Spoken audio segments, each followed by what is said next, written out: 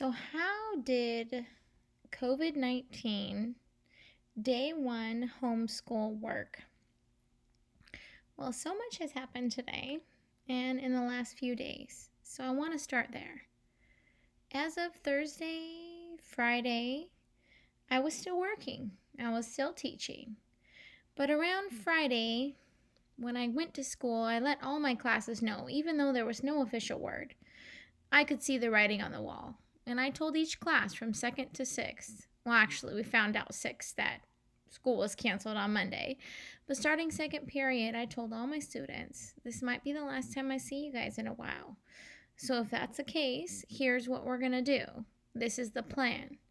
And I set out to create a plan with them. So many kids worried about their grade, worried about makeup assignments, worried about so many things. And I have a senior who's a TA, and you could just see his anxiety was palpable.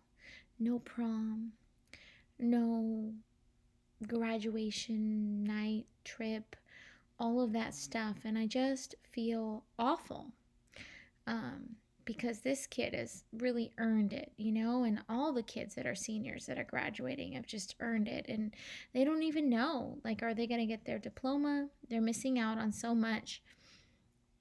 And I can only imagine the kids in college and the college classes they're taking and the credits they're supposed to be earning and the thousands of dollars that they've spent. So Friday was my last day, but it was good because I prepared them, because by sixth period, my prophecy had come true. And we were informed that there would be no school on Monday. I mean, once you close the happiest place on earth, you pretty much know what's going to happen next, right? So luckily I had my kids on Friday evening, because I share them with my husband, ex-husband. Ooh. And so I let them know that their school might be closing. And I talked to them about all of that. And sure enough, their school closed and there's lots of questions. And they went to their dads, and I just got them back. Today is Monday. And over the weekend, I worked late into the night to create homeschool lesson plans for them, because one of my greatest fears is that they would think this is some type of summertime or spring break. And I really wanted them to understand, like, set the tone right away for learning. And I know that so many things are going on. People are losing their businesses. People are losing money. People are dying, right? But how can we normalize life here for a future that we want the kids to have? So I've not taught third and fourth grade. I've been a 10th grade teacher my whole life, but I have a passion for lesson planning. And while some people may be talented singers and artists, and I feel like I'm a talented lesson planner and time manager. So I put those skills to good use, and I'm so lucky I married a calculus teacher. The boys have math and English taken care of. So I just had to figure out the differences between third and fourth grade. So I got the boys back today at 9. I explained to them what we were going to be doing. I handed them the schedule, and then I quizzed them on the schedule. So they had to annotate the schedule, and then I asked them, okay, what time is lunch? How many minutes are we going to spend on journaling? Just so they can get an idea of the day. And that was fun. I gave them both whiteboards and whiteboard markers. And so they wrote their individual answers, and they held them up. And they weren't competing against each other, because they never showed each other their whiteboards. They just showed me, and I told them to keep little tally marks of all their correct answers for themselves. In the end, they asked me, what do we get for our points? And I said, you get to feel good. And so that's sort of one thing I'm hoping to course correct with them, is the idea of, like, intangible benefits of education and how lucky they are that they still get to keep on learning. And so that's how the day started. And I had them journal about their feelings about the coronavirus. And then I workshopped with each one of them on their writing in terms of what their strengths and weaknesses are and what we can improve for day 2. So tomorrow is day 2. Right? And we also incorporated some running and exercise around the block. which I realized I'm pretty much out of shape for running because I could only make it around 2 times and they made it around 4 times. And the fourth time was bouncing a basketball while they did it. So that was pretty interesting. But luckily, when school was over at 3 o'clock, my husband took care of the kids so I could do a hike on the bump and grind, which is like a place of meditation for me. It heals the soul and the mind and the body. So it was pretty awesome to be able to do that and then come back home to some rambunctious kids who are telling me, we're just going to take a little time to settle into the routine. And they miss their friends, they miss school. What was really cool is that Nick's teacher has Google Classroom, and all the kids were communicating through Google Classroom on one thread. Hey, what are you doing? Who's there? My parents are really worried. So I just thought that that was so interesting, to see the kids just their thirst for each other and for contact. And I'm sure as the weeks go by, I will get that way as well. But right now, the kids are just I want to go back to school. I miss school.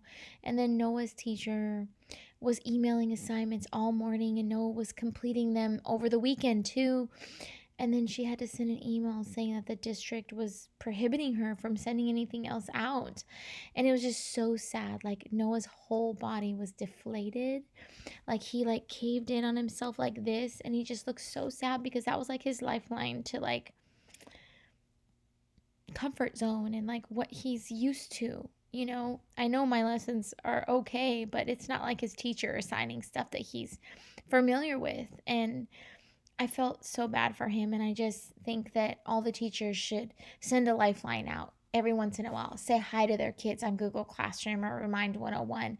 Let them know that they're still in your thoughts, because we don't know what's going on with these kids when they get home and what they're dealing with. So that was just so powerful for me to see how affected Noah was. His teacher said, "Oh, I'll check back with you guys on Wednesday," And then Nick's teacher posted a Kahoot, and the kids from home, probably 6 of them, all played Kahoot. And Nick had a blast. And I was like, wow, that's so awesome. So I've tried to reach out to my kids, and I put assignments out there that obviously aren't due until forever. But for kids who are just looking for stimulus or looking for something to do or a sense of normality, they're so bored. There's nothing. Adults are bored. Can you imagine teenagers or 8-year-olds, 9-year-olds, 10-year-olds? So this is the new normal, and but I have to say it's been a pretty amazing day. Well, except for one thing, I got a phone call because I had a mammogram last Wednesday, and they want to call me back for this Thursday. Yeah, life still goes on, right? There's still other things you can die from besides the coronavirus. And they see something in both my breasts. So now they want to do a sonogram. And then they tell me, when you leave our office, you will have a diagnosis. So I'm kind of worried about that. But, with everything going on, I just feel so blessed, right? Because as a teacher, I'm still getting a paycheck. And there are a lot of people out there that are not getting paychecks, and it's really sad. It's terrible. Somehow I hope the banks could just, stop collecting their payments, maybe for suspend it for 3 months, and then add those payments to the end of everybody else's, loan duration. That would be pretty awesome. Just pretend this time didn't exist, to help people out, because I feel so bad for the people that aren't in the situation that we're in.